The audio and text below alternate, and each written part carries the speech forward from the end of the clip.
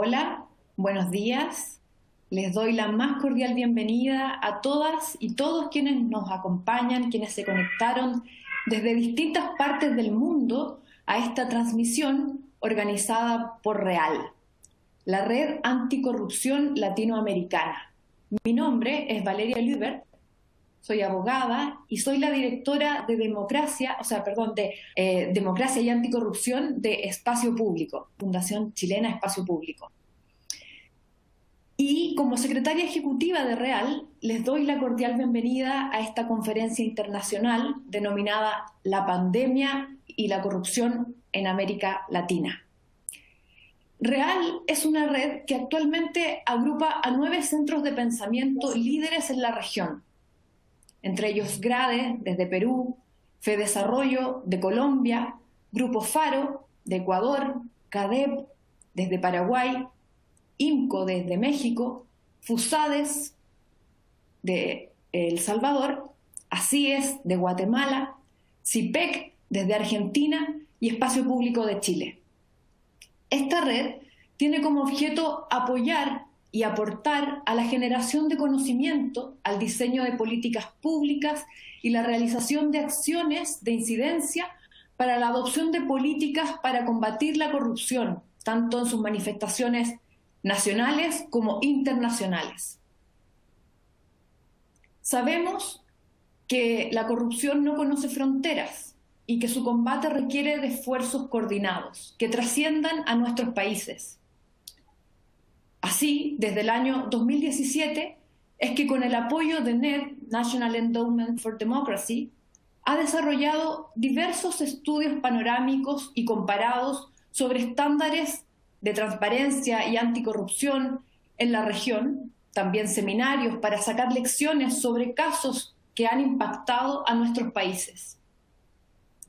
Desde el origen de la pandemia, REAL ha venido monitoreando los estándares de transparencia e integridad en este contexto, contando ya con un informe al respecto que fue publicado el año pasado, el 2020.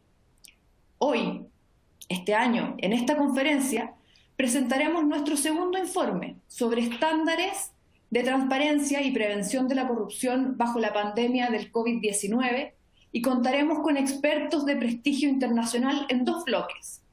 Durante la mañana contaremos con los especialistas de CIPEC, Argentina, FUSADES, El Salvador y GRADE de Perú, y además expondrá la presidenta de la Comisión Interamericana de Derechos Humanos de la Organización de Estados Americanos, Antonia Urrejola Noguera, quien abordará un tema fundamental en nuestros tiempos, y es cómo afecta la corrupción al derecho a la salud y a otros derechos humanos en estos tiempos de pandemia.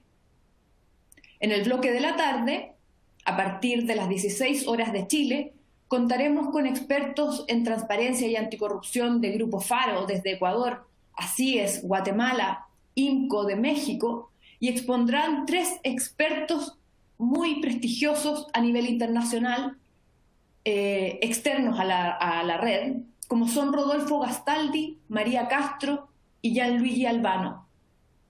El informe que presentaremos en este bloque es un insumo muy importante para levantar alertas, exponer, recomendar buenas prácticas y, en definitiva, evaluar, reflexionar sobre cómo hacer frente de mejor manera a situaciones de emergencia como la que estamos atravesando, sin sacrificar ni ceder, perder en términos de probidad, transparencia y rendición de cuentas. Mediante este segundo levantamiento de información a nivel regional, se hizo un seguimiento a la evolución de esta materia en el transcurso de la pandemia y se analizó comparativamente medidas de prevención de la corrupción en relación al proceso de vacunación, un aspecto nuevo que no se consideró en el informe del año pasado. Con el objeto de adquirir información comparable para todos los países miembros de la red REAL, se llevó a cabo un proceso de levantamiento de información simultáneo. Para esto, se desarrolló una matriz con 62 preguntas divididas en 9 componentes. acceso a información pública, aplicación general de la normativa, publicación proactiva de información, transparencia en general en torno al proceso de vacunación. 2, transparencia en torno a las compras públicas y en materia de adquisiciones de emergencia. 3, transparencia y rendición de cuentas en torno al gasto público. 4, control y equilibrio de poderes del Estado. 5, desinformación. 6, mecanismos para reducir y transparentar los conflictos de intereses durante la pandemia. 7, transparencia y discusión en el órgano legislativo. Luego, transparencia y rendición de cuentas en la entrega de beneficios sociales. Y por último, participación ciudadana durante la pandemia. Las preguntas fueron revisadas previamente por los equipos de expertos de cada uno de los centros de estudio y recibieron retroalimentación con el objetivo de realizar ajustes, precisiones, darle un enfoque analítico. Para esto, este segundo informe, las preguntas buscaron dar un seguimiento a los avances o retrocesos en temas priorizados ya en el informe anterior y ahora poner lupa en el proceso de vacunación. De acuerdo a la CEPAL, América Latina es la región que ha sido más afectada con la pandemia del COVID-19, principalmente por las condiciones de pobreza de base que se encontraban en nuestros países, en la región, ¿cierto? Como el empleo informal, el hacinamiento, niveles de violencia. A esto debería agregarse la debilidad institucional ya estructural frente a la corrupción en algunos países. Y además, como ha constatado IDEA Internacional este año 2021, durante la pandemia en todos los países de la región se han adoptado medidas de restricción de derechos fundamentales. Estas limitaciones sin duda impactan también en la capacidad de control que tiene la ciudadanía y la sociedad civil respecto de las medidas que adoptan las autoridades. Por lo mismo, monitorear la corrupción en tiempos de pandemia es clave. Los gobiernos se encuentran bajo un enorme estrés. Las instituciones deben actuar rápido, deben efectuarse enormes desembolsos de dinero, ya sea por compras públicas asociadas a la gestión de la pandemia, adquisición de insumos médicos, contratación de servicios, o bien por la vía de desembolsos directos para entregar ayuda a las familias, quienes por la crisis han perdido sus trabajos o a familiares que antes sustentaban las familias. No solo entonces estamos hablando acá de índices de sumas de dinero en abstracto que están en juego, sino que debido a actos corruptos, movidos por la ambición, el descuido, la codicia, y debido a deficiencias institucionales, impiden que los recursos lleguen a quienes más los necesitan, las vacunas se distribuyan apropiadamente y que en definitiva se pueda salvar más vidas. Para hablar sobre estas temáticas, damos inicio a esta conferencia y le cedo la palabra ahora a mi compañero de CIPEC, Demián González, quien moderará este bloque y gestionará sus preguntas. Desde ya los invito a la parte donde dice preguntas. Ustedes pueden ahí ingresar sus comentarios, preguntas dirigidas a los expositores que tendremos y los dejo ya invitados a quienes no se han registrado, lo hagan para registrarse en el bloque de la tarde, que será a las 16 horas de Chile. Los dejo con Damián. Muchas gracias. Damián, por favor. Gracias, Valeria, y buen día a todos. Reforzamos la invitación a sumar preguntas. Parte de la intención de este seminario o este webinar es tener un poco la evolución de los asistentes y de los participantes respecto a estas temáticas, ¿no? Hayan leído o no hayan leído nuestro informe. Parte del valor, como les decía, de este seminario es poner y destacar un poquito dos cosas, básicamente. Primero, este monitoreo por segundo año que logramos entre organizaciones de Latinoamérica, todas de habla hispana. Eso nos da una facilidad también, no solo para este seminario, sino para la elaboración del documento, pero al mismo tiempo poner en valor la unión, o por lo menos la convocatoria de 9 organizaciones de 9 países a través de la plataforma de Real. Eso es muy valioso. La verdad que hace CIPEC participa ya hace 3 años consecutivos de esta red y la pandemia nos dio la oportunidad de ponernos a investigar tanto instituciones como prácticas en materia de transparencia y anticorrupción. Los invitamos y vamos a compartir luego también el link a este informe que estamos mencionando con Valeria, en el que participamos varios investigadores, algunos de los cuales van a intervenir en el próximo bloque. Estos investigadores son Marjorie Trigueros de FUSADES, del país de El Salvador,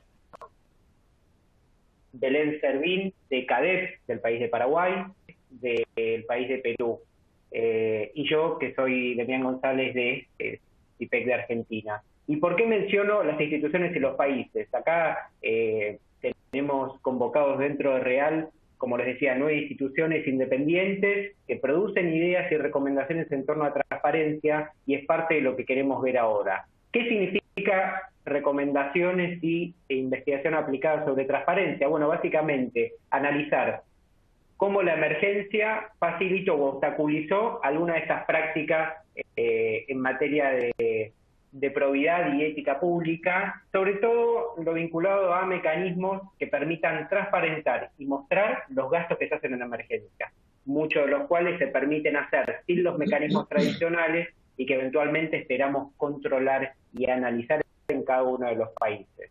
Acá el panorama es bien distinto y por eso tenemos 3 intervenciones bien claras sobre qué sucedió en cada país, pero también con la perspectiva comparada, que es otro de los valores que aportamos desde REAL. Como una mínima intervención de mi parte, en Argentina lo que identificamos y notamos es que hay instituciones fuertes, tanto a través de leyes como de agencias, pero una práctica dispar. ¿Qué quiero decir con esto? Hay ministerios que tienen políticas mucho más fuertes y constantes en materia de transparencia y otros que quizá pueden reforzar algunos de estos elementos. ¿Y cuáles son las políticas de transparencia?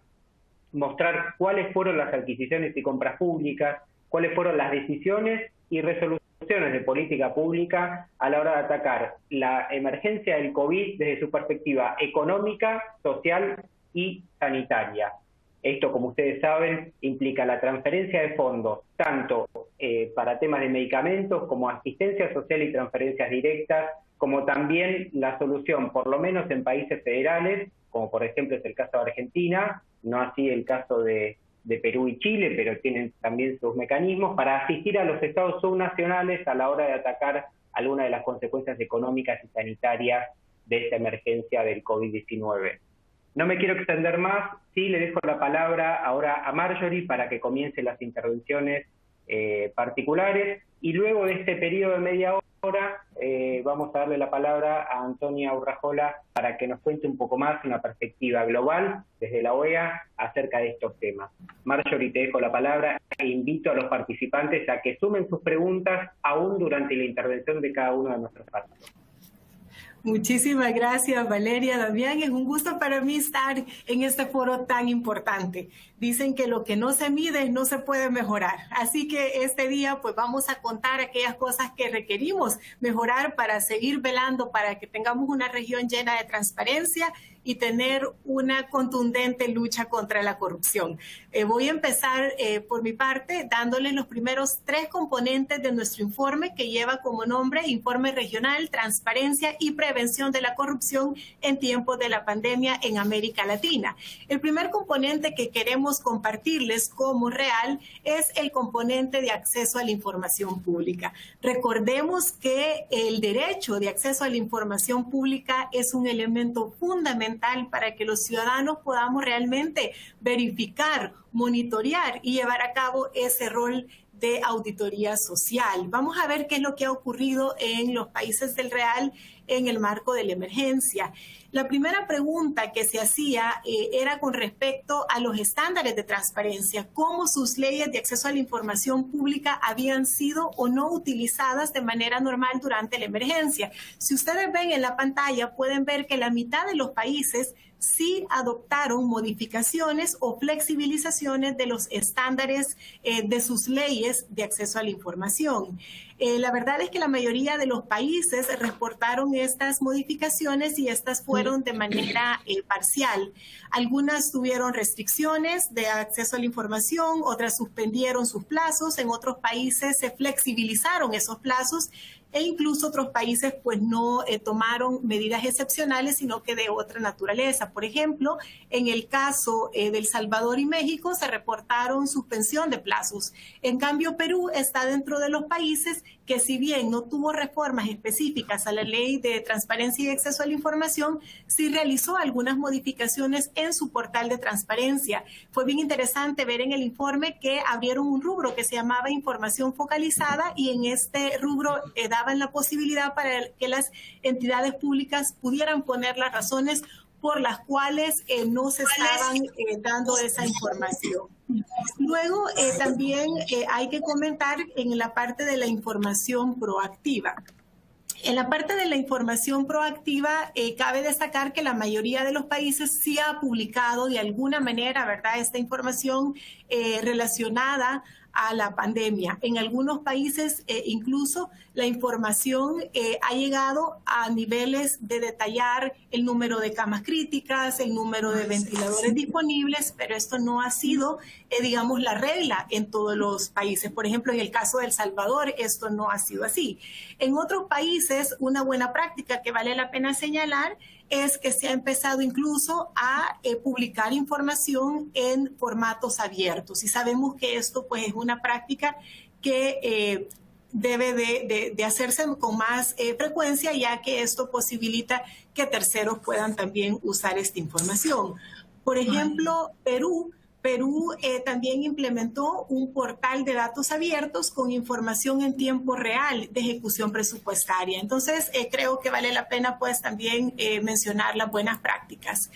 Por otra parte, también nos dice el informe que uno de los retos más grandes que hemos tenido en América Latina con respecto a la emergencia ha sido cómo se ha comprado. Entendemos que debido a la emergencia que se está llevando a cabo, pues se han tenido que flexibilizar algunas compras, se han tenido que agilizar la adquisición de ciertos bienes, pero recordemos que esto nunca tuvo que haber sido visto como un cheque en blanco para poder hacerlo sin reglas y mucho menos en opacidad. En ese sentido, si ustedes ven en el tema de la adquisición de vacunas, cabe destacar que la regla general ha sido el secretismo en la mayoría de los países. No se ha conocido cuál ha sido el precio que se ha pagado por las vacunas, cuáles han sido las condiciones de contratación. Por ejemplo, muchos de los países desconocemos el detalle de los contratos, ¿verdad? Hay muchos temas, por ejemplo, los planes de compra o las fechas de entrega de lo que se compra, por ejemplo, las vacunas, se han mantenido en materia de confidencialidad entre gobierno y proveedor.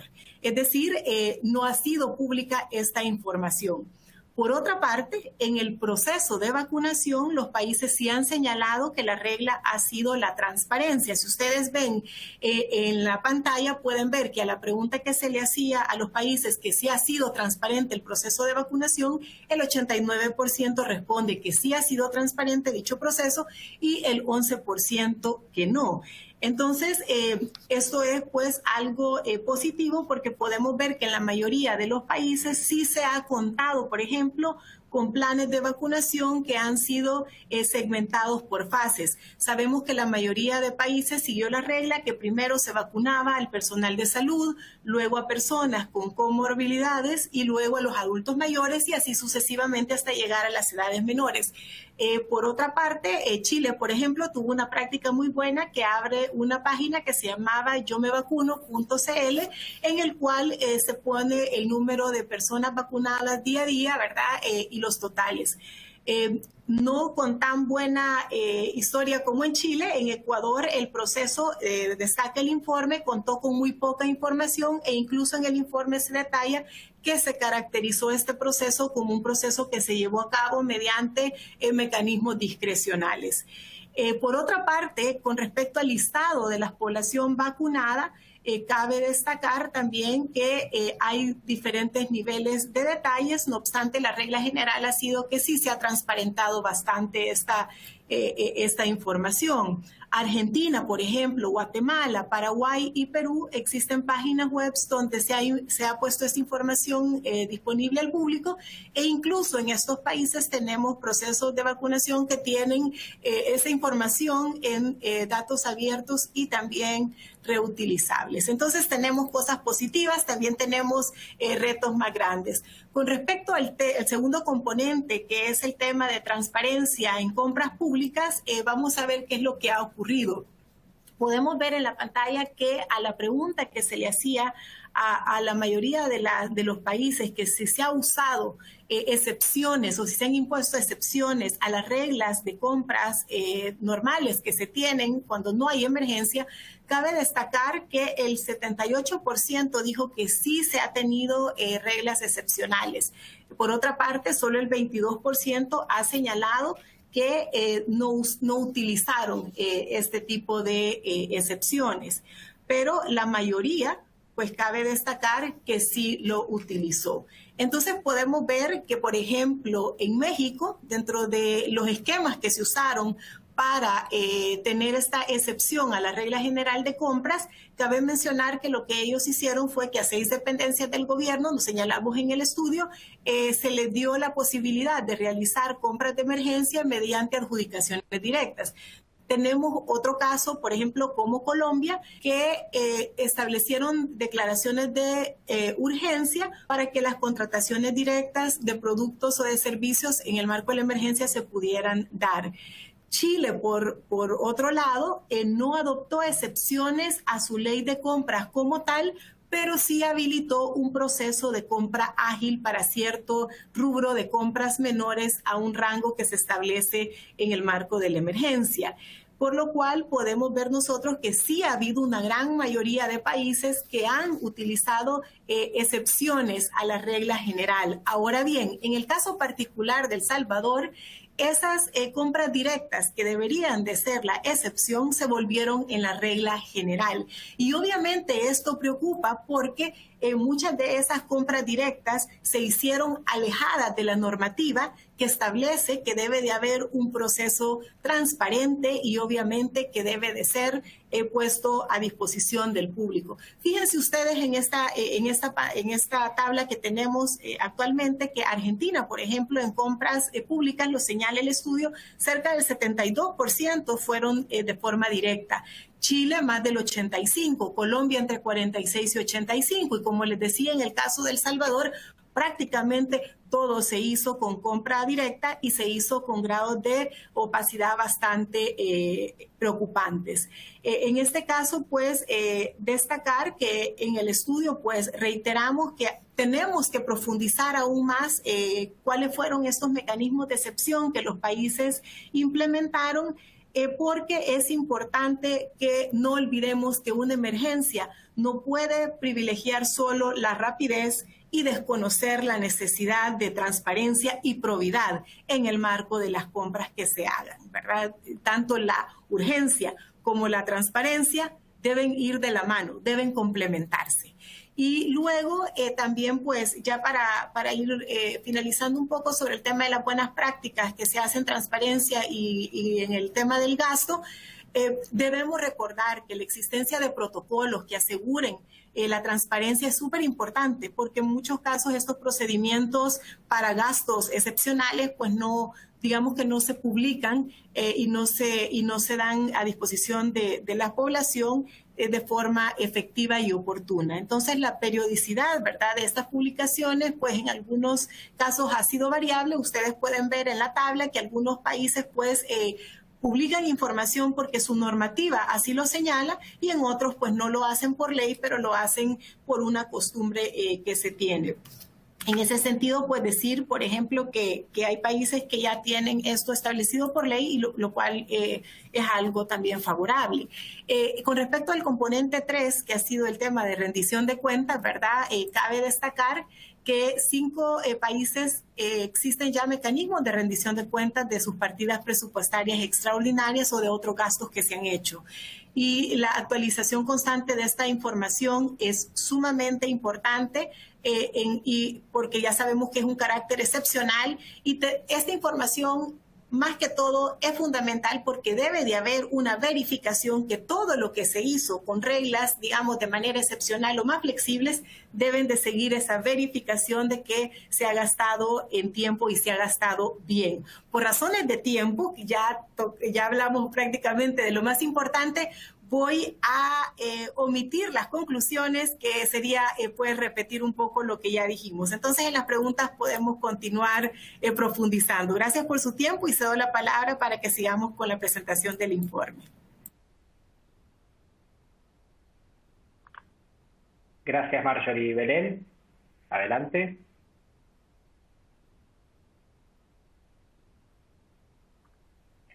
Si Belén no está en línea, podemos seguir con Manuel y luego volvemos a Belén una vez que pueda reconectar. Ahí sí me escuchan de mí. Perfecto, ahora sí. Hola. Sí. Ok, bueno, buenos días a todos los presentes. Voy a hacer una presentación de los principales resultados de los componentes 4, 5 y 6 que están contenidos en el informe regional. El componente 4 hace referencia al control y el equilibrio entre los poderes del Estado y específicamente en términos de controles del poder legislativo. En 8 países miembros de la Real, el poder legislativo cuenta con facultades y mecanismos de fiscalización de gastos ante la pandemia, ante la emergencia, del COVID-19.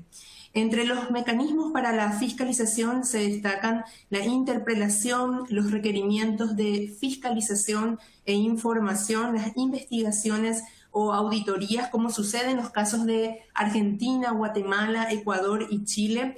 También en algunos casos el Congreso tiene la potestad para hacer una modificación de los decretos presidenciales a través de los proyectos de ley, aunque en general en la mayoría de los países se menciona que la fiscalización que ha ejercido el Congreso sobre los gastos relacionados a la pandemia, ha sido débil en la práctica, como sucede específicamente en el caso de Colombia.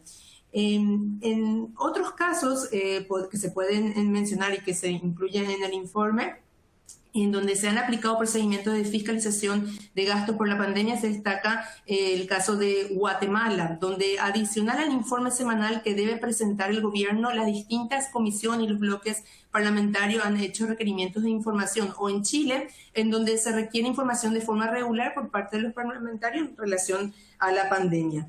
En términos de revisión por entes controladores, en todos los países, salvo México, en todos los países existe un contralor que revisa los contratos suscritos por el Estado durante el proceso de la emergencia COVID-19. En Guatemala, esta función se le asignó constitucionalmente a la Contraloría General de Cuentas.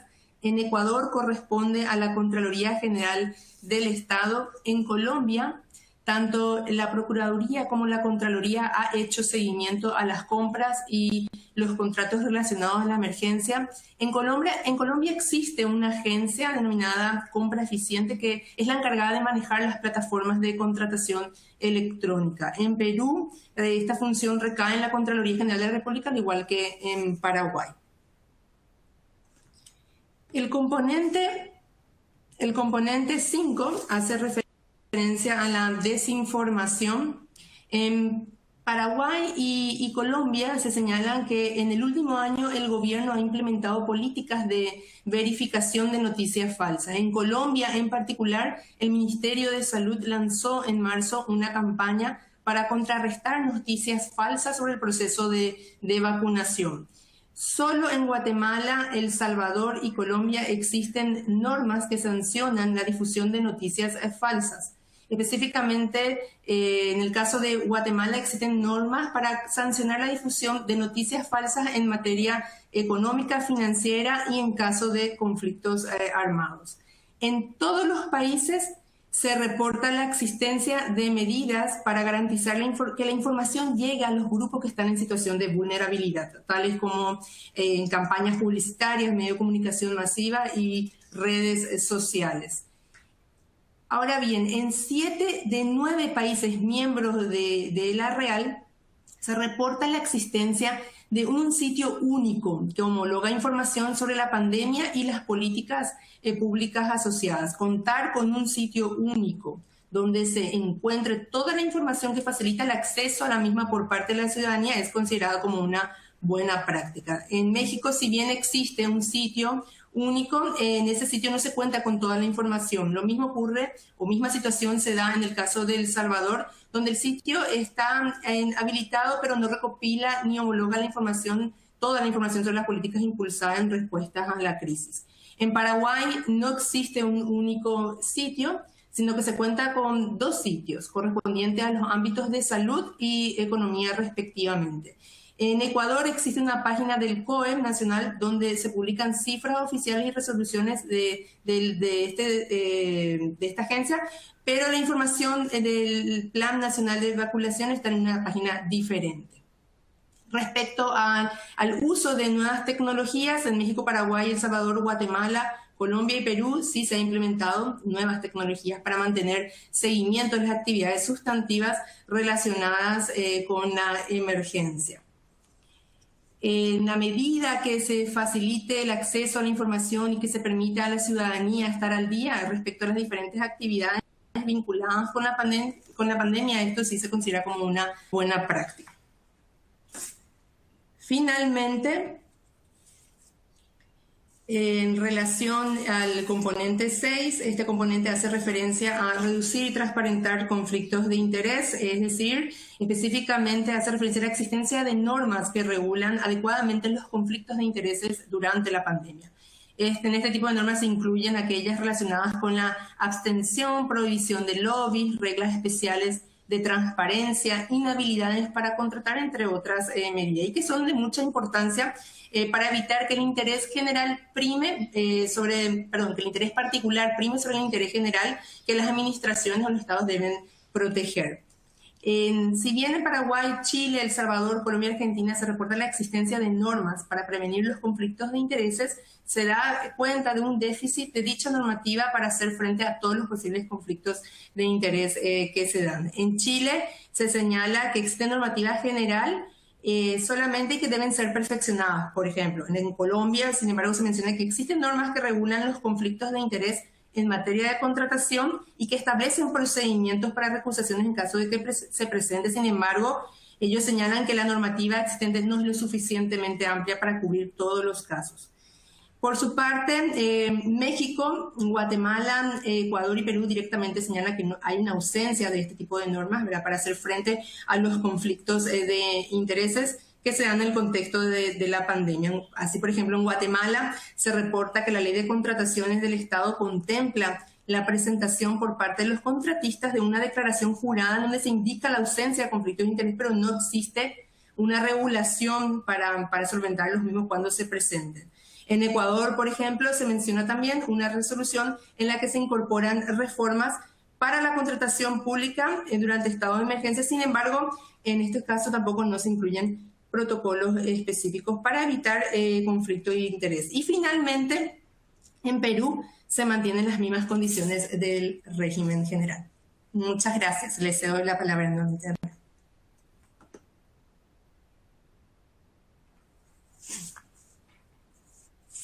Gracias, Belén. Manuel, adelante con tu intervención. Muchas gracias, Demián. Muchas gracias a todos los participantes y las participantes que nos acompañan el día de hoy. Como ya explicó Valeria y mis colegas, en REAL, en la Red Anticorrupción Latinoamericana, venimos dando un seguimiento y un monitoreo a diferentes temas a los problemas de integridad y de conducta funcional, como algunos expertos en derecho llaman al comportamiento de los funcionarios públicos, pero en los últimos 2 años ciertamente nos hemos centrado en el seguimiento de los temas de transparencia y prevención de la corrupción en relación a la pandemia. Los últimos 3 ejes temáticos del seguimiento que hemos hecho en REAL tienen que ver con el funcionamiento del Poder Legislativo, con los instrumentos de rendición de cuentas en general, no solamente alrededor de los programas de adquisiciones y de compra de vacunas, y por último el noveno o la novena dimensión que los 9 centros hemos sistematizado información tiene que ver con la incorporación de la sociedad civil, de la academia, en los diferentes temas vinculados a la gestión de la pandemia. Yo me voy a enfatizar, me voy a centrar en los dos últimos ejes, en las dos últimas dimensiones, la rendición de cuentas y la participación ciudadana. En relación al funcionamiento del Poder Legislativo, cuando vean el documento en el informe comparativo regional, de manera muy sencilla se documenta que en los 9 países del estudio se encuentra que el Poder Legislativo ha continuado funcionando, no se ha encontrado una interrupción particularmente importante, el cambio a la modalidad semipresencial ha sido en todos los casos relativamente fluido, en algunos casos, contando el caso peruano, con algunos problemas y deficiencias en las prácticas sanitarias. Y en el caso del Congreso peruano, en algún momento en el año 2020 era casi como un foco de contagio, ¿no? Y lo importante en el caso del Poder Legislativo es que en los 9 países existe un sistema de reporte de la información en tiempo real, ¿no? Se cuenta con un canal de televisión, se cuenta con portales de información, o sea, desde el punto de vista de funcionamiento y rendición del Poder Legislativo en la región, más allá de la calidad del trabajo del Congreso, pero desde el punto de vista del funcionamiento y del procedimiento, habría que manifestar que hay una práctica adecuada, ¿no? En relación a las dos dimensiones que me toca sintetizar rápidamente, la primera tiene que ver con los instrumentos de rendición de cuentas. No sé por qué no logro... ¿Se ve la lámina? Sí, ¿no? Creo que se me ha pasado. Acá está. Encontramos que nosotros hicimos un estudio comparado en el año 2020 y en el análisis que hemos hecho en el año 2021 no se reportan cambios significativos. Hay algunas mejoras inclusive en 5 de los 9 países. En relación a los beneficios sociales, a la publicidad o a la transparencia y rendición de cuentas sobre los programas de los beneficios sociales, se encuentra como una herramienta positiva, un instrumento positivo, el tener portales gubernamentales como el portal de consulta amigable, redes sociales, sitios de transparencia muy activas. En algunos casos, como Argentina y Chile, si bien se publica, no existen reglas o no existen procedimientos o protocolos sistemáticos, y en el caso chileno se encontró alguna dificultad de acceso a la información en la relación de los beneficiarios.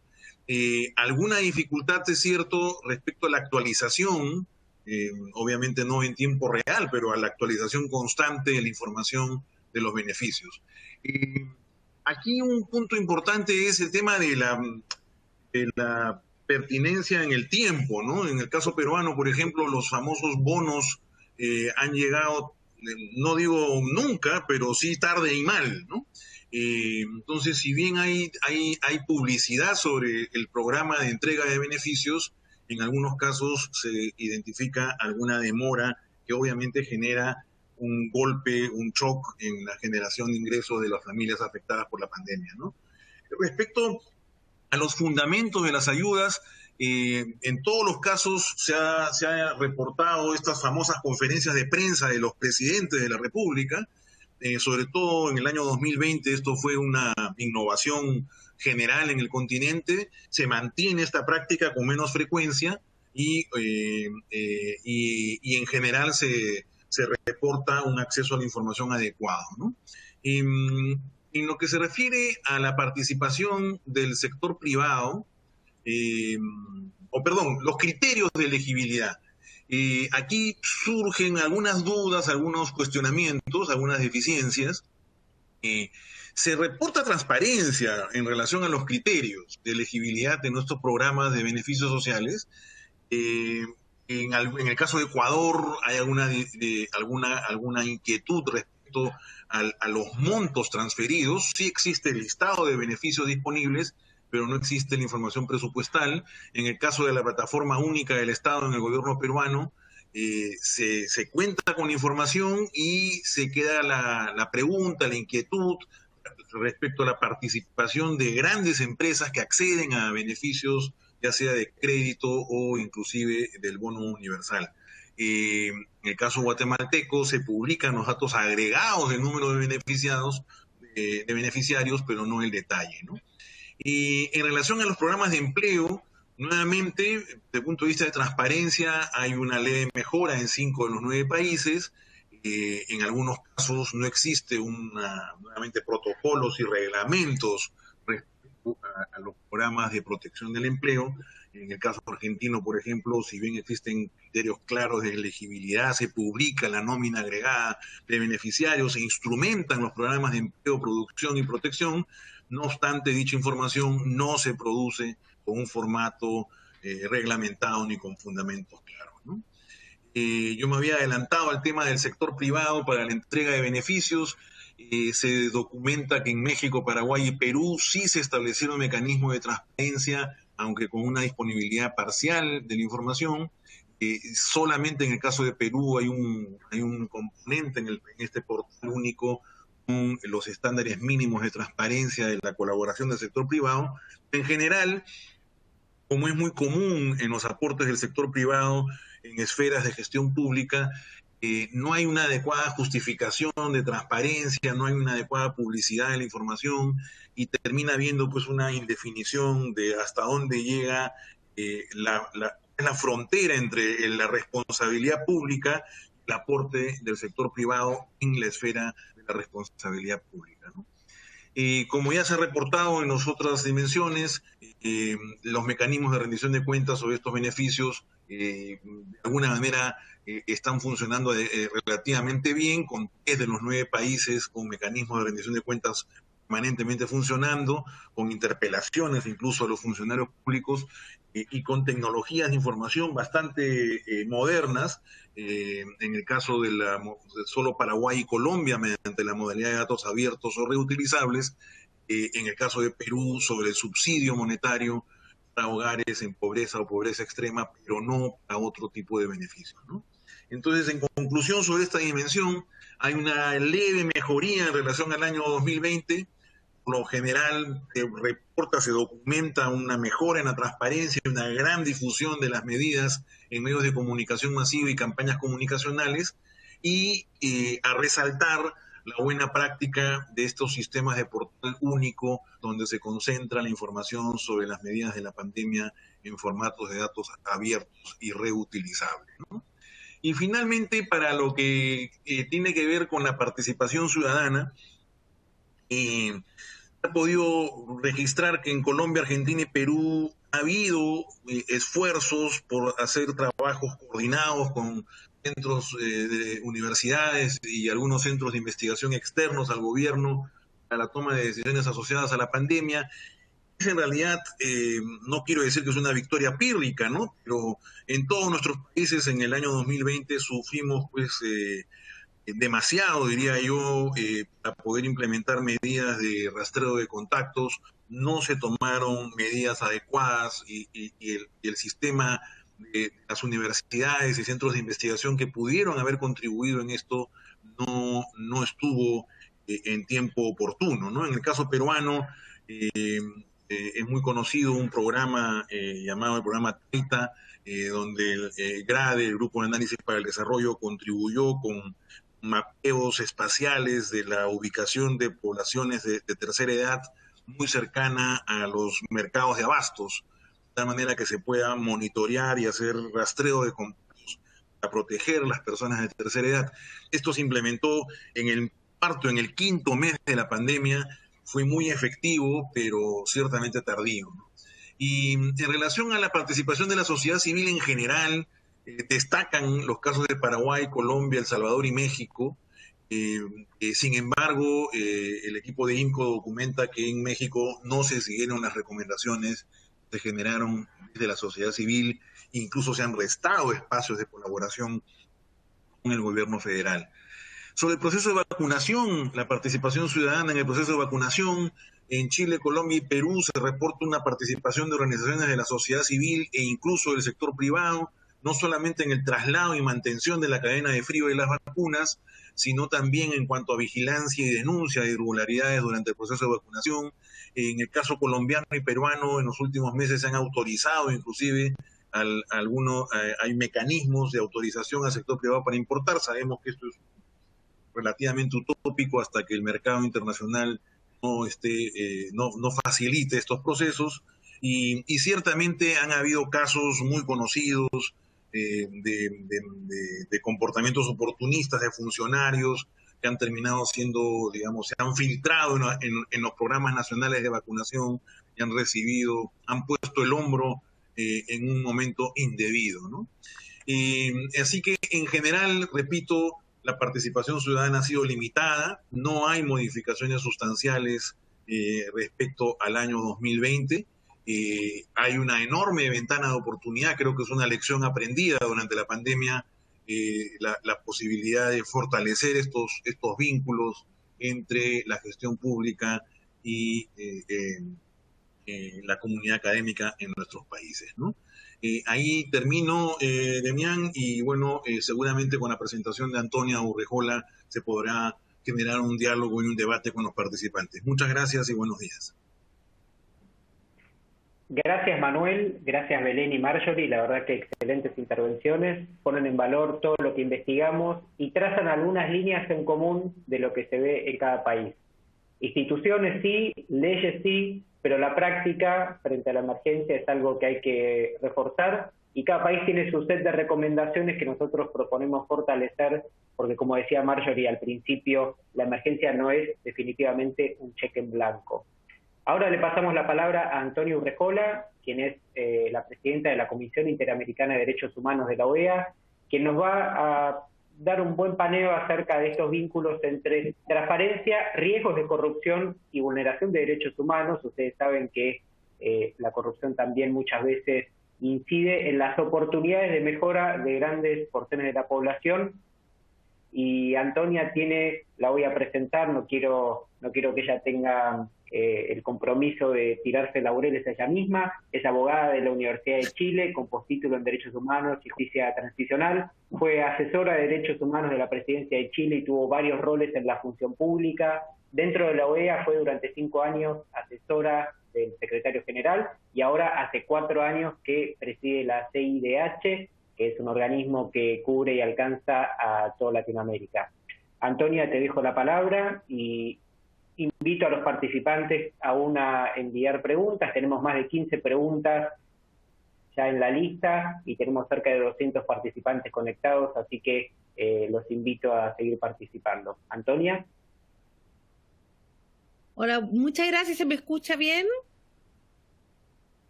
Perfecto.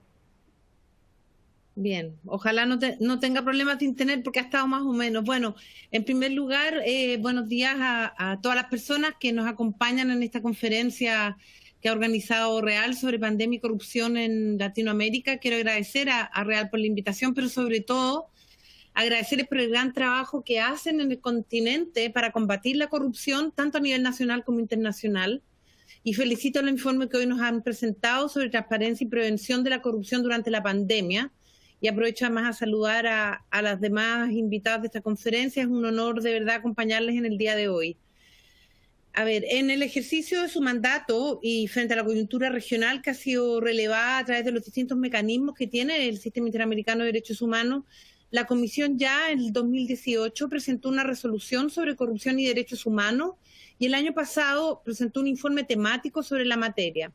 Este informe temático recoge el impacto multidimensional que tiene la corrupción sobre los derechos humanos y además promueve una serie de recomendaciones y lineamientos en materia de políticas públicas para que puedan ser consideradas en las agendas de lucha contra este flagelo desde una perspectiva de derechos humanos.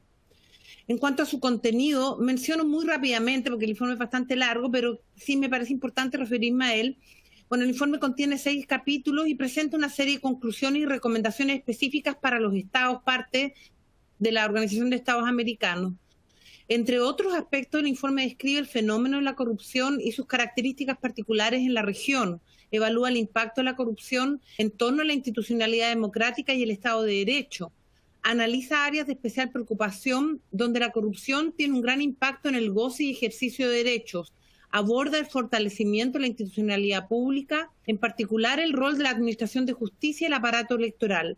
Asimismo, se presenta un análisis particularizado sobre personas y grupos de especial atención. Entre ellas, el informe hace especial hincapié respecto a las personas defensoras de derechos humanos, los operadores de justicia y medioambientalistas, las personas denunciantes y testigos de actos de corrupción. La Comisión también considera el impacto diferenciado que sufren las personas y grupos en situación de vulnerabilidad y discriminación histórica como consecuencia de la corrupción. Finalmente, la Comisión aborda el enfoque de derechos humanos en las políticas públicas relativas a la lucha contra la corrupción y presenta la relevancia de la cooperación internacional y los desafíos de la corrupción transnacional. En este sentido, desde la perspectiva de la Comisión, los principios que deben enfocar cualquier política pública en la lucha contra la corrupción, pero desde un enfoque de derechos humanos, supone considerar los siguientes principios. No voy a detallarlos por aras del tiempo, pero solo los voy a enunciar. Un principio fundamental sobre políticas públicas para la lucha contra la corrupción desde un enfoque de derechos humanos es obviamente el principio de igualdad y no discriminación.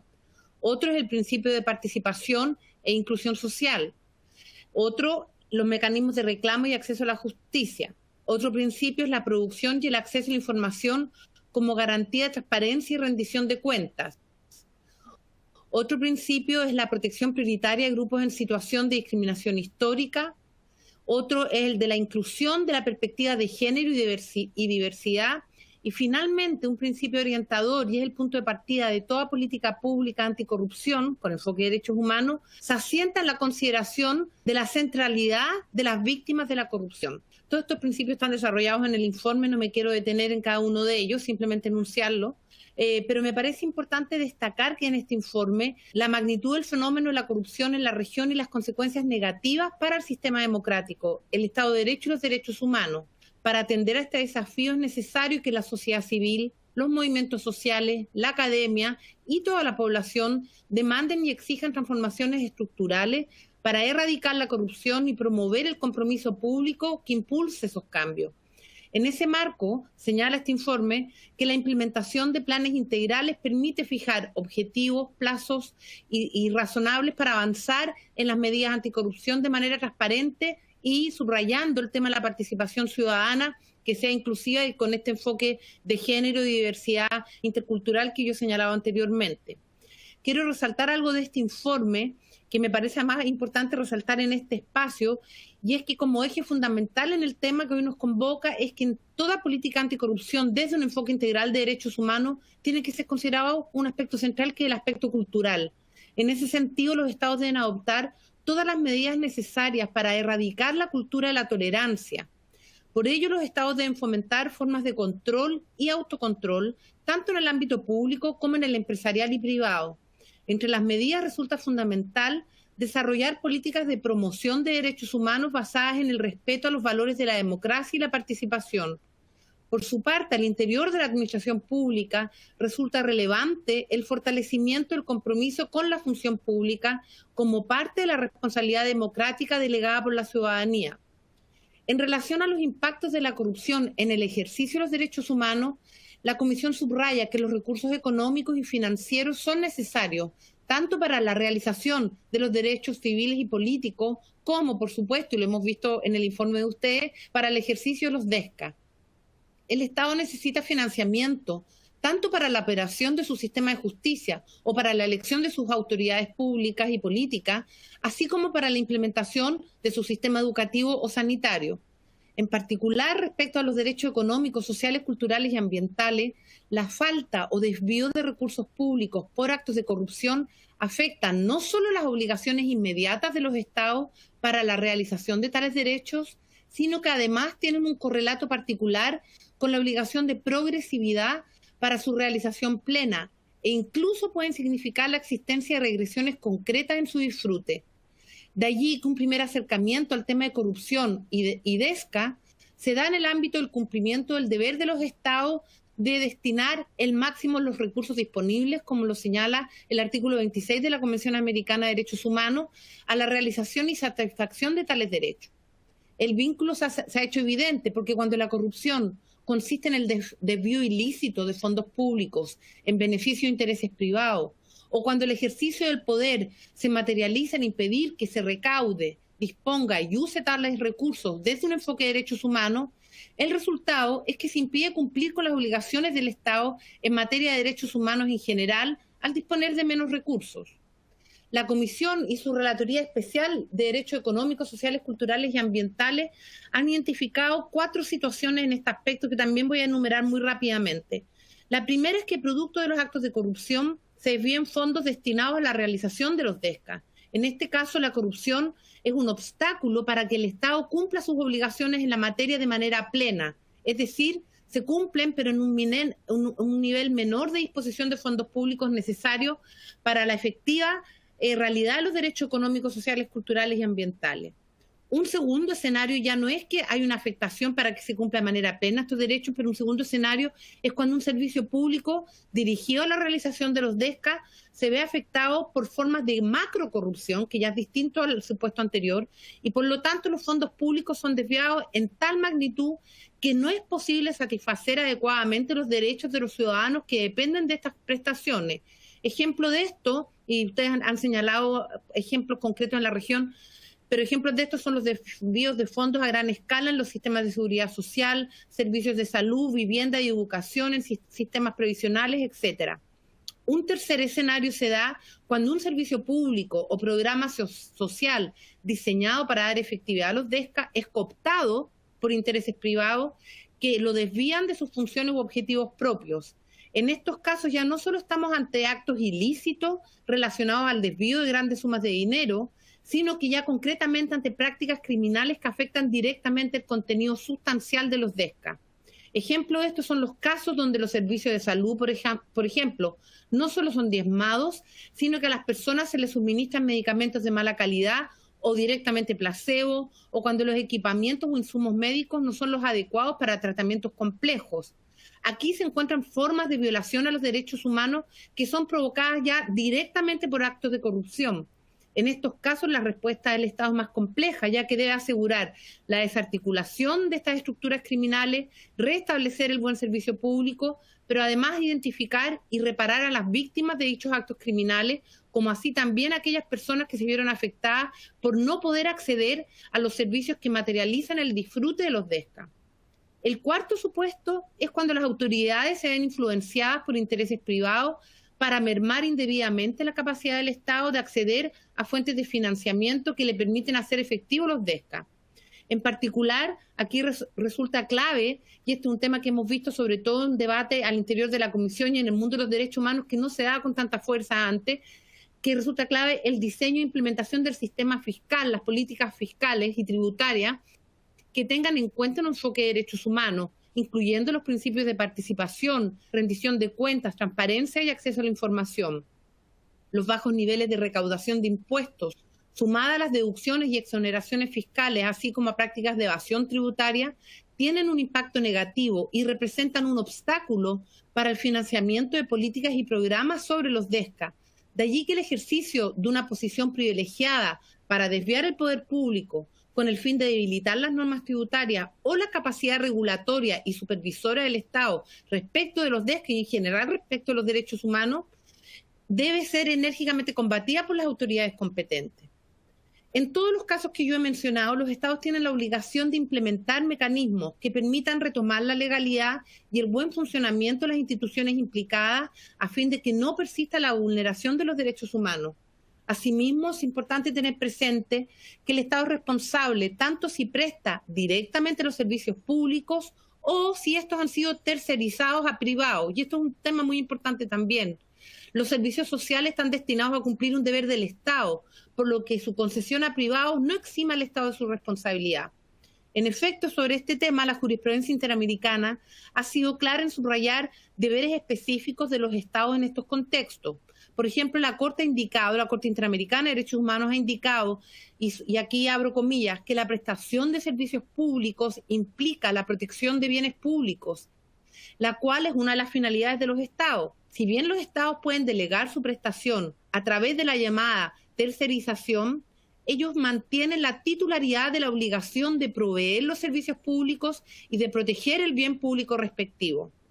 Concretamente, en relación a la responsabilidad del Estado, por ejemplo, en materia de supervisión en salud, hay varios casos en que la Corte Interamericana se ha pronunciado, como por ejemplo un caso muy reciente de hace un par de semanas, el caso Huachalo con Ecuador, otro caso anterior que el caso Jiménez López con Brasil. En lo que respecta a la relación del deber de garantía que establece la Convención Americana de Derechos Humanos en su artículo 1, con el artículo 5 de la Convención sobre el Derecho a la Integridad, la Corte estableció que el derecho a la integridad personal se halla directa e inmediatamente vinculado con la atención a la salud humana y que la falta de atención médica adecuada puede conllevar la vulneración del artículo 5 de la Convención sobre integridad personal. En este sentido, la Corte ha sostenido que la protección del derecho a la integridad personal supone la regulación de los servicios de salud en el ámbito interno, así como la implementación de una serie de mecanismos tendientes a tutelar la efectividad de dicha regulación. No cabe duda que el área de salud, y ustedes lo saben muy bien después de este informe, es uno de los servicios públicos donde se concentra parte importante de los casos de corrupción más graves en la región. Las prestaciones médicas, los servicios de salud, entre otros aspectos relevantes, requieren altas inversiones de recursos públicos, por lo que esto pasa a ser un área con múltiples posibilidades que se den casos de corrupción. El constante desvío de recursos termina debilitando la capacidad del Estado para mantener en buena forma, por ejemplo, la infraestructura y los equipos para brindar atención a la salud. De la misma forma, el acceso a medicamentos de calidad puede verse fuertemente influenciado por el tema de la corrupción. Las empresas farmacéuticas pueden entregar sobornos o beneficios ilegítimos de distinto tipo para priorizar las compras de sus productos o ejercer presión en las autoridades para evitar un marco regulatorio que priorice el acceso a los medicamentos como parte inherente al derecho a la salud. Por ejemplo, obstaculizando la aplicación de excepciones a las patentes y demorando el uso de medicamentos genéricos, algo que hemos visto a lo largo de la región. Las autoridades también pueden establecer mecanismos ilícitos para beneficiarse económicamente mediante las transacciones entre el Estado y las empresas dentro del sector salud.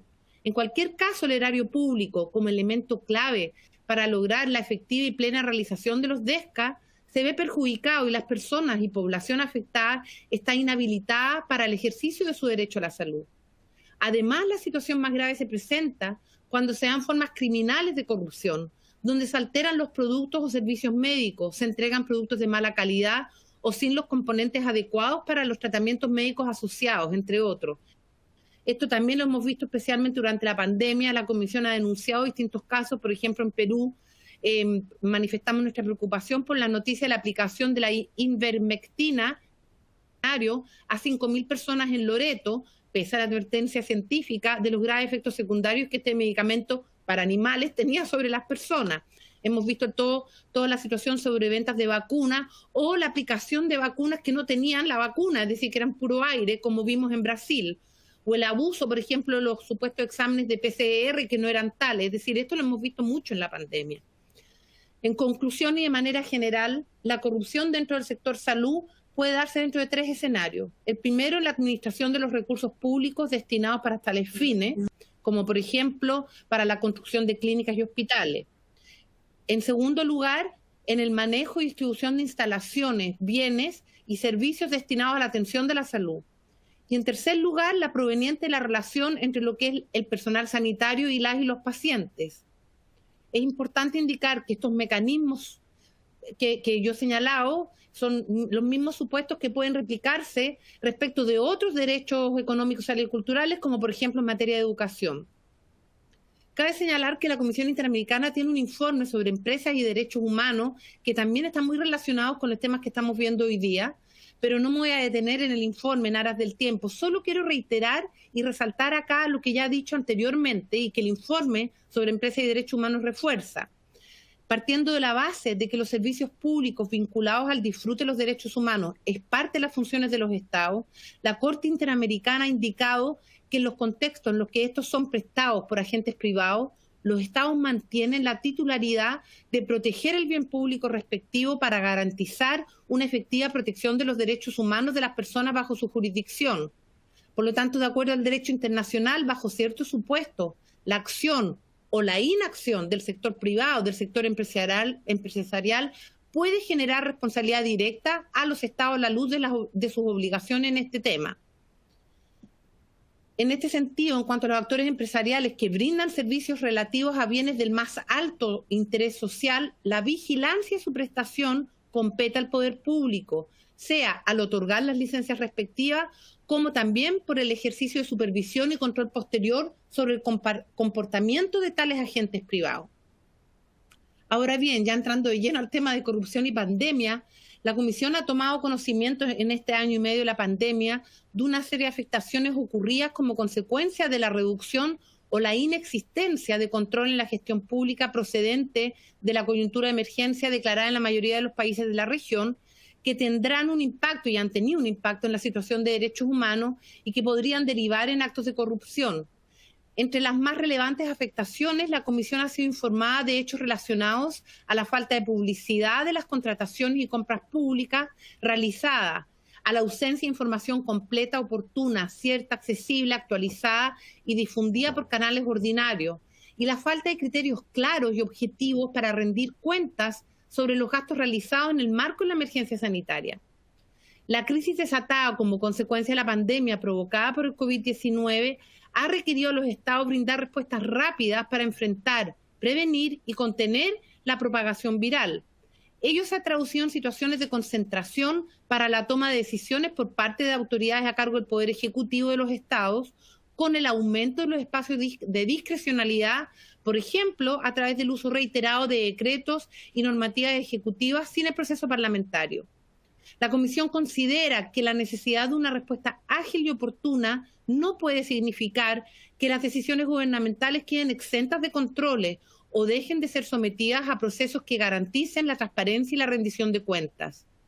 En contextos de emergencia resulta fundamental que los mecanismos de control estatal no se flexibilicen y funcionen de manera efectiva, acordes a la legislación establecida, para garantizar que los recursos que se movilizan alcancen a las zonas y a las poblaciones que son las más afectadas por la pandemia, para la implementación de medidas que permitan combatir la crisis sanitaria en un marco de plena observancia de los derechos humanos y la institucionalidad democrática.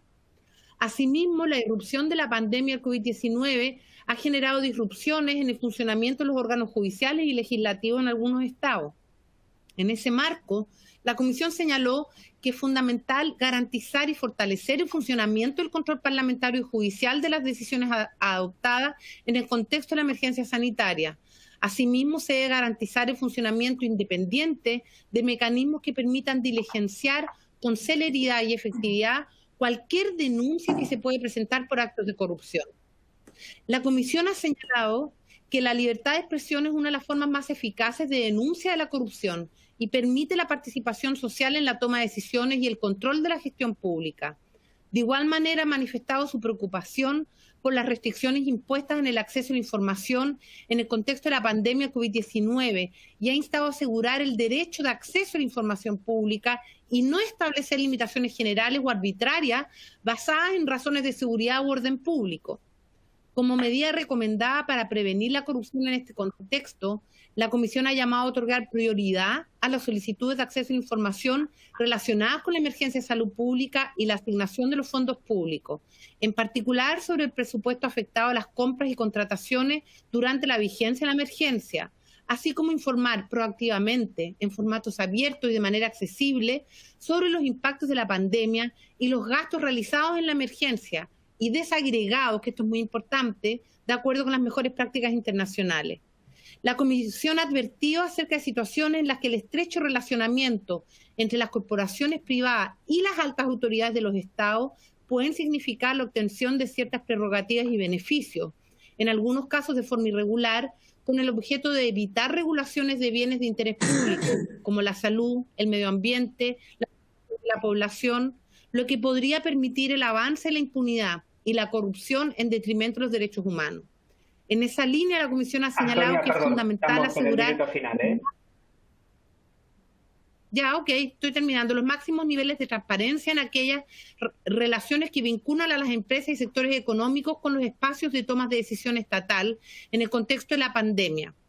La Comisión ha manifestado su especial preocupación por los impactos y afectaciones desproporcionadas que la corrupción y una inadecuada administración de los fondos públicos destinados a paliar la emergencia sanitaria puede generar sobre el goce y ejercicio de derechos humanos respecto de los grupos en situación de vulnerabilidad.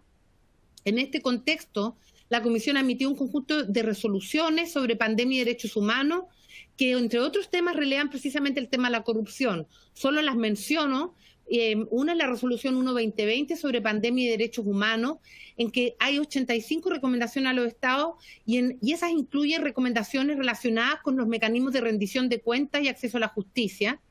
Otra resolución más reciente, que es la 1-2021 sobre vacunas de COVID-19, donde también se hace una alusión muy especial al tema de la corrupción, a la transparencia en el acceso a las vacunas y el acceso equitativo de las vacunas. Y ahí hay un capítulo especial sobre derechos de acceso a información, transparencia y combate contra la corrupción, que también son muy importantes. En este sentido, ya para ir terminando, quería señalar que la conferencia que hoy se ha convocado sin duda trata un fenómeno de gran preocupación mundial y precisamente quisiera agregar, más allá del trabajo que ha hecho la Comisión, estas resoluciones que yo he mencionado. Esta semana precisamente el Consejo de Derechos Humanos de la ONU también ha estado abordando una resolución sobre el impacto negativo de la corrupción en el goce de los derechos humanos. Se establecen ahí también un conjunto de lineamientos, los invito a que la vean porque de estos días no recuerdo el número en este momento, pero también habla del impacto en el ejercicio de los derechos humanos en el contexto del COVID-19 y le da un conjunto de tareas a la alta comisionada de derechos humanos en este tema. Es decir, este tema es muy importante desde la perspectiva de derechos humanos. Quisiera terminar felicitando este informe que hoy día ustedes han presentado y quiero simplemente, y con esto termino, resaltar algunas cosas que me parecen muy importantes del informe y que tienen que ver también con la labor de la Comisión Interamericana. En primer lugar, como señala el informe, la importancia de reconocer que bajo las condiciones producidas por la pandemia existen nuevas oportunidades de corrupción, pues existe un gran flujo de recursos y situaciones excepcionales que obligan a tomar decisiones de urgencia en las que hay laxitud frente a los estándares en los procesos de toma de decisiones, compras y contrataciones. En segundo lugar, las reglas de prevención y sanción de conflictos de intereses son un factor decisivo para el buen manejo de la pandemia, algo que el informe desarrolla y que para la Comisión también es un elemento esencial. Y en tercer lugar, quiero resaltar algo que para la Comisión también es fundamental, en el sentido de que la institucionalidad democrática es fundamental para contrarrestar la corrupción, que es un hallazgo del informe que durante la pandemia el Poder Legislativo ha ejercido un importante contrapeso a los poderes discrecionales del Ejecutivo. Y a este respecto, no cabe duda, ¿cierto?, que hay varias lecciones aprendidas en el contexto de la pandemia y sin lugar a duda una de ellas fundamental es la claridad de que la fortaleza de la institucionalidad democrática y del Estado de Derecho como condiciones necesarias para lograr la vigencia y el respeto de los derechos humanos y el rol fundamental de la independencia y de la actuación de los poderes públicos y de las instituciones de control, en particular de los poderes judiciales y legislativos en el contexto de la pandemia. Hemos visto que la pandemia se enfrenta mejor en aquellos países donde la población tiene confianza en sus autoridades. ¿Y cuándo tiene confianza? Cuando hay rendición de cuentas, cuando hay acceso a la información pública, cuando hay transparencia. Y finalmente hemos visto la importancia de la participación de la sociedad civil y de la academia. Ni la pandemia ni la corrupción tiene fronteras y por eso la necesidad de la cooperación entre los distintos sectores, tanto a nivel nacional como internacional, es fundamental. Y por eso estas iniciativas como la de Real son tan importantes. Muchas gracias. Muchas gracias, Antonia, por tu intervención y tu tiempo. Agradecemos también a los participantes que mandan saludos de Colombia, México, Argentina.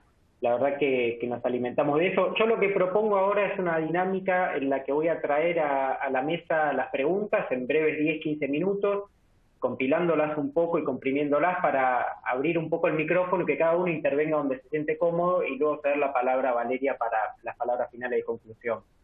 La primera pregunta o el primer conjunto de preguntas apunta fundamentalmente a los mecanismos de gestión de la emergencia, ¿no?, en cada país.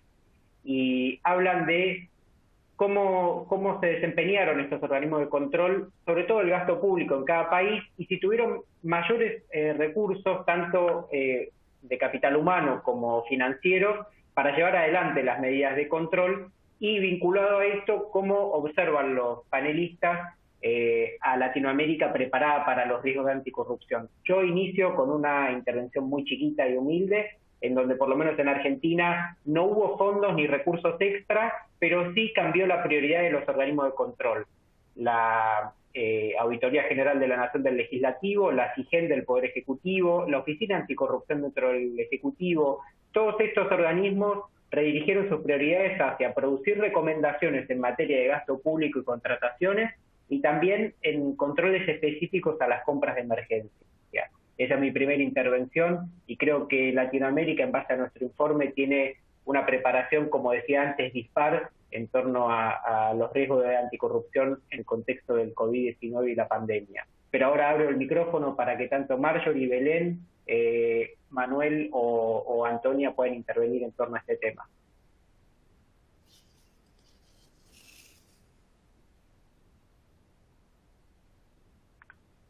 No sean tímidos, anímense a responder. Aquí, si gusta, empiezo yo.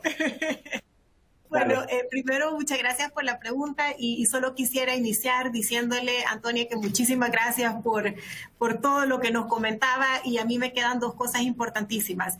Ese llamado de que la institucionalidad democrática es fundamental, que debe de haber independencia en los poderes públicos y en las instituciones de control. Creo que ese es el gran reto que tenemos.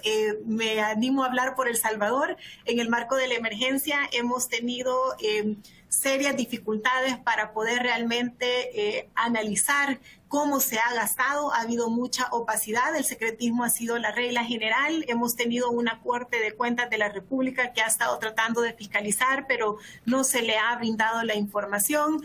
En el marco de la emergencia también pues se le pone cierre unilateral, ¿verdad? Finalización con las ICIES, que era uno de los también instituciones que estaban apoyando en verificar el uso de fondos extraordinarios, que sí ha tenido muchísimos El Salvador. Y tal vez solo cerraría diciendo que en el caso de nosotros, que fue otro punto que también señaló Antonia, fue el tema de los nuevos riesgos ante la flexibilización de compras directas, por ejemplo. En el caso de El Salvador no solo hemos tenido falta de transparencia, sino que ha habido un abuso en las declaratorias de reserva de información.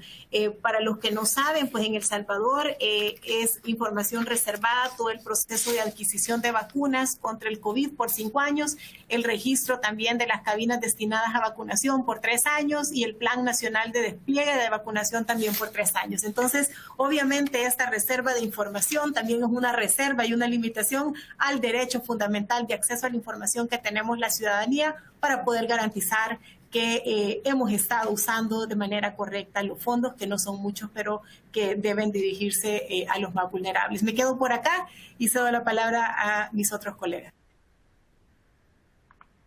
Gracias, Marjorie. Antonia, Belén y Manuel, siéntanse libres de intervenir en torno a esta pregunta que les recuerdo. Era acerca del rol de los mecanismos de control en materia de gasto público y se obtuvieron recursos extra y cómo esto impacta en la preparación de los países de Latinoamérica para enfrentar los riesgos anticorrupción en el contexto de emergencia. Sí, indudablemente es un tema fundamental.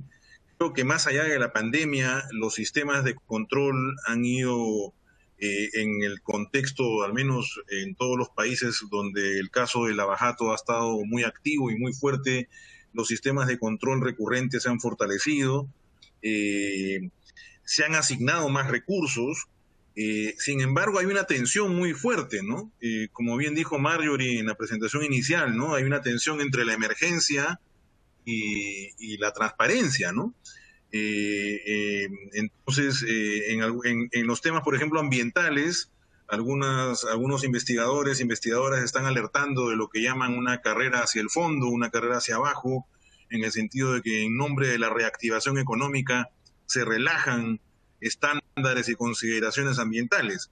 Creo que se puede, guardando las distancias, haciendo un símil con el tema de integridad, en nombre de la reactivación económica e inclusive en nombre del control de la pandemia, no se puede saltar los mecanismos de control. Pero sí, si la pregunta es, ¿se han asignado más recursos? Sí, se han asignado más recursos. Si la pregunta es, ¿el sistema se ha fortalecido y ha mejorado? Creo que la evidencia todavía no es contundente, ¿no? Gracias, Manuel. Si Antonia y Belén tienen intervenciones, pueden hacerlas, y si no, pasamos al segundo bloque de preguntas que refiere a organismos y previsiones más internacionales. Creo que ahí Antonia puede lucirse ampliamente. Sí. Bueno, en el caso... ¿Hola? ¿Me escuchan? Perfectamente. ¿Hola? Te escuchamos, Belén, sí. Adelante. Bueno, en el caso de Paraguay, ha habido, ¿verdad?, en el último año específicamente, una limitación presupuestaria que se ha inclusive incrementado debido a las limitaciones presupuestarias que ha habido por las medidas de austeridad ante la emergencia sanitaria. Sin embargo, aún así, se ha avanzado, ha habido esfuerzos, cooperaciones interinstitucionales entre la Contraloría y otras instancias, con la Secretaría Nacional Anticorrupción y instancias del Poder Ejecutivo, que para mejorar los esfuerzos por parte de esta entidad, ¿verdad?, para establecer mejores sistemas de control de gasto público relacionado, ¿verdad?, a lo que se refiere, ¿verdad?, o vinculado a los gastos en términos de la pandemia. Muchas gracias. Bueno, si Camila o Teodor, otro de los investigadores de REAL, quieren intervenir, pueden hacerlo en este momento, y si no, seguimos con el segundo bloque de preguntas.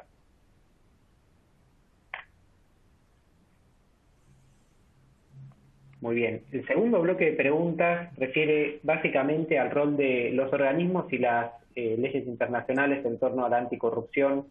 Una de ellas era bien concreta acerca de si puede haber una ley regional, entre comillas, en materia anticorrupción. Yo doy una respuesta muy breve en torno a eso. Hay una convención interamericana, también está la Convención de Naciones Unidas. Todas esas son recomendaciones y lineamientos que los países siguen, y en muy pocos casos prevén sanciones para la falta de cumplimiento, pero sí sirven como norte, y muchas veces, por lo menos en Argentina fue el caso, fueron la base y el fundamento para las leyes locales que tratan temas de regulación específica para cada país. Ahora, yendo a las preguntas concretas y avanzando un poco más en algo que se puede explayar, quizá Antonia, esta es una pregunta más focalizada para vos, y por favor no tomen el vos como algo informal, sino que es algo que en Argentina lo decimos así, o para ti, Antonia. ¿Cuál es el rol de la participación ciudadana como mecanismo de derechos humanos, es decir, para defender estos derechos en Latinoamérica? Y por otro lado también dejo abierta la inquietud acerca de cómo observa la CIDH el manejo de la pandemia y la emergencia en los distintos países, o si hay alguna regularidad que quieras destacar aparte de tu intervención, Antonia, y cómo ven el resto de los panelistas, Manuel, Belén y Marjorie, para el cierre, digamos, esta integración regional o internacional, o qué mecanismos nos podrían ayudar a capear mejor la emergencia en cada uno de los países.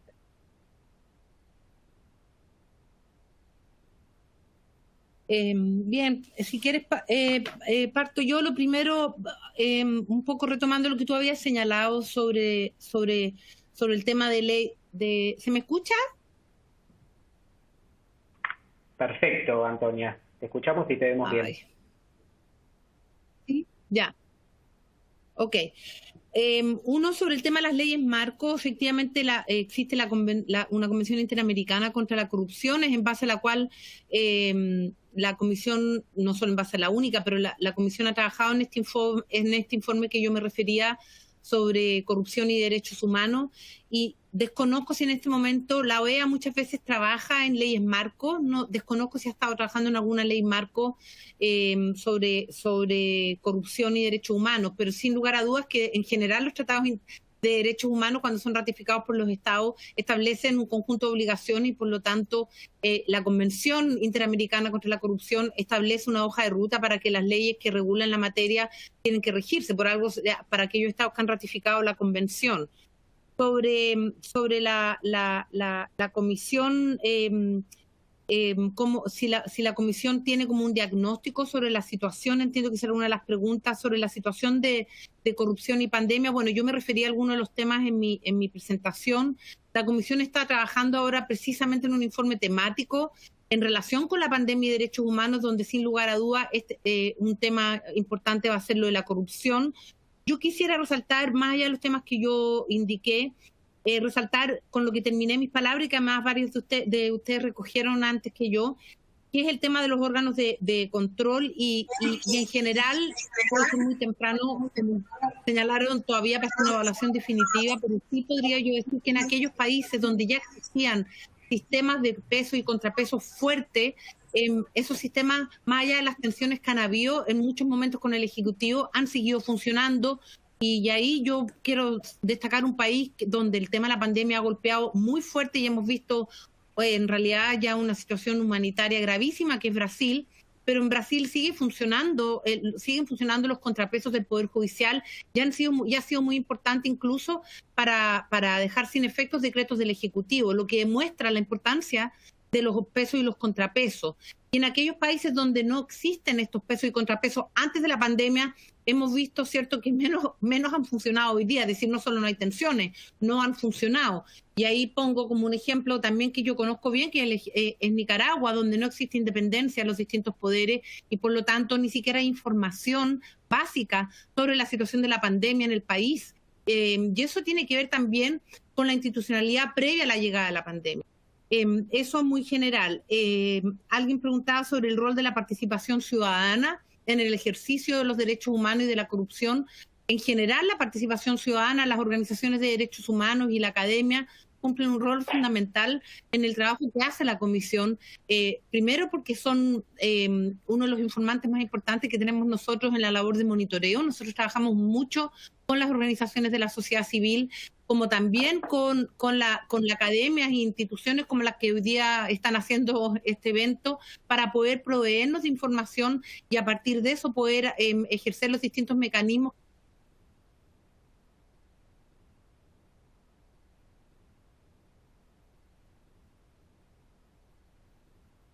Contesto las preguntas.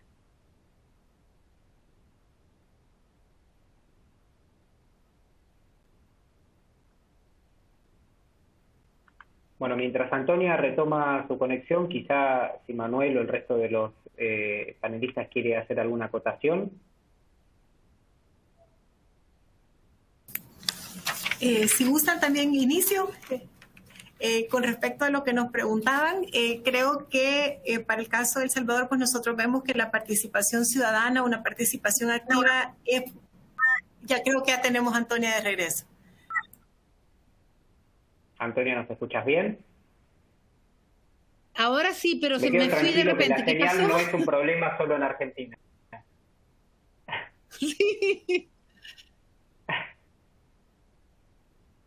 Antonia, ¿nos escuchas bien? Sí. Ahora sí, ¿no? Escucho bien, pero Perfecto. no sé si me hicieron alguna pregunta. Sí, pero no sé si me hicieron alguna pregunta o no. No, Marjorie quería retomar a partir de tu intervención para darle un cierre, pero dejamos que vos termines tu intervención, si te parece. Marjorie, adelante.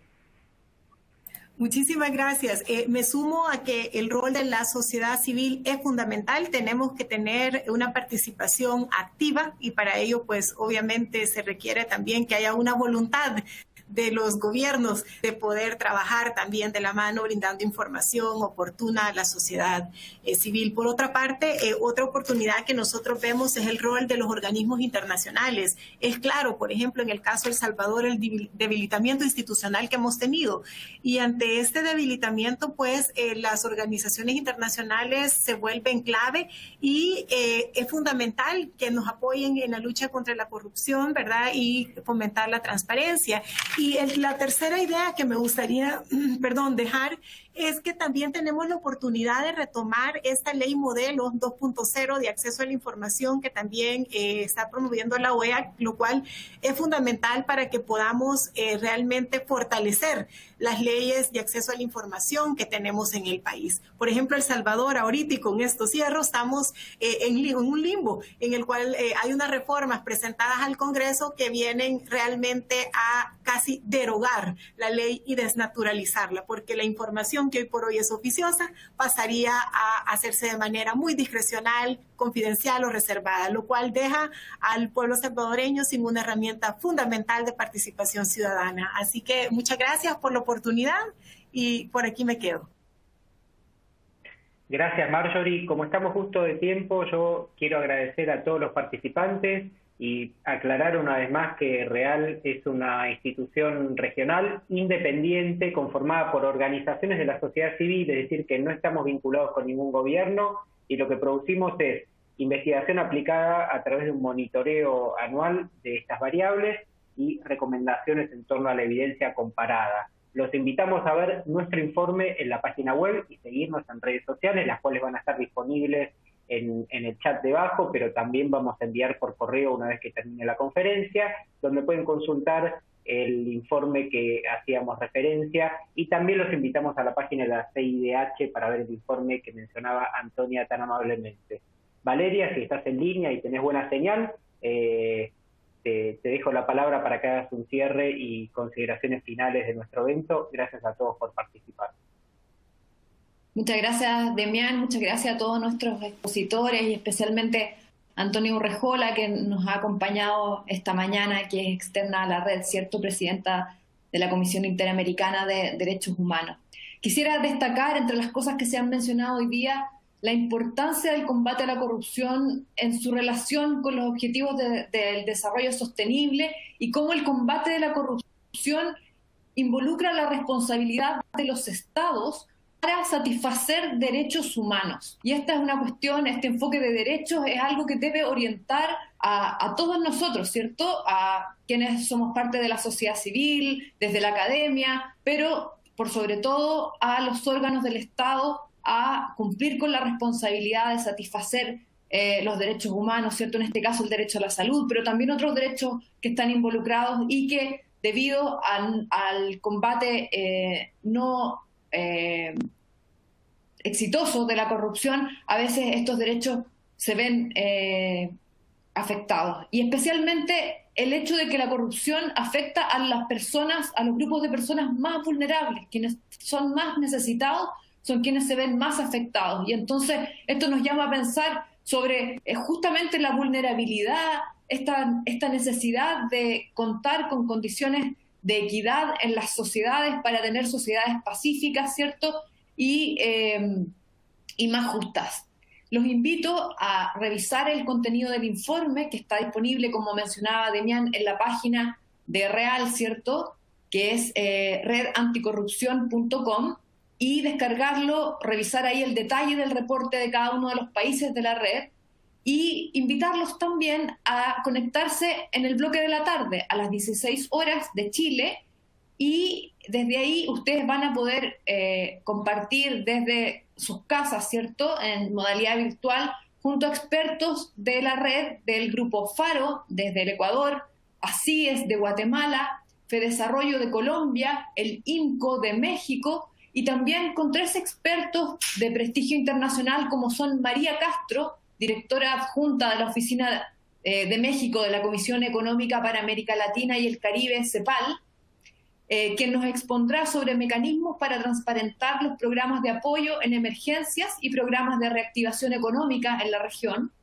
Gianluigi Albano, quien es doctor en Economía y director del Programa de Racionalización del Gasto Público de Italia, CONSIP, quien expondrá sobre los desafíos generados por la pandemia y situaciones de emergencia para las compras públicas en materia de prevención de la corrupción.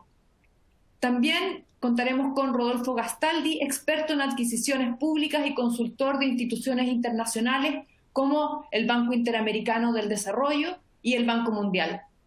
Los invito entonces para conectarse al bloque de la tarde. Muchas gracias por acompañarnos hoy. Que estén bien. Chao.